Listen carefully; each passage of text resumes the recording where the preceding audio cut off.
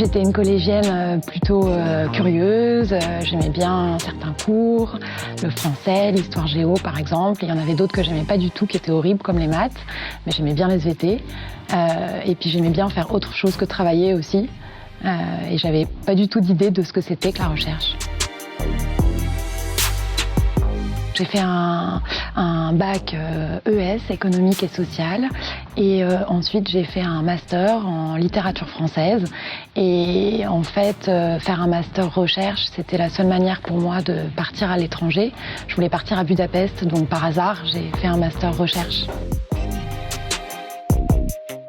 Je travaille sur l'œuvre de Marguerite Yourcenar, qui a écrit des romans, des essais, des pièces de théâtre. Et à travers elle, je m'intéresse à la place qui est faite aux autrices dans la littérature française. Et ma question, c'est comment une écrivaine a été reconnue dans un monde très masculin qui rend souvent invisibles les créations, les écrits des femmes. Pour le projet Cité des Dames, j'ai travaillé sur les textes de Marguerite Yourcenar qui parlent des villes.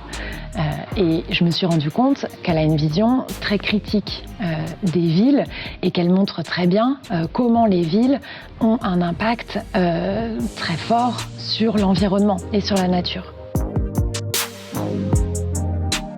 Alors en ce moment, je lis beaucoup et j'écris pour finir ma thèse, mais je ne fais pas que ça, je travaille aussi sur d'autres projets. Par exemple, le projet de faire une promenade dans Paris où on repérerait tous les lieux où ont vécu des créatrices. Je suis allée me promener dans le centre de Paris pour repérer les endroits où avait vécu Marguerite Yourcenar, où elle avait rencontré d'autres artistes femmes et ensuite pouvoir les mettre dans une application grâce à laquelle on pourra se promener dans Paris. Ce qui me plaît le plus, c'est de faire des choses différentes tous les jours, soit lire, soit écrire, soit même voyager, aller présenter mes recherches dans d'autres pays et discuter avec des gens différents, échanger des idées. Et puis j'aime bien aussi enseigner. Ça fait partie du métier de chercheuse.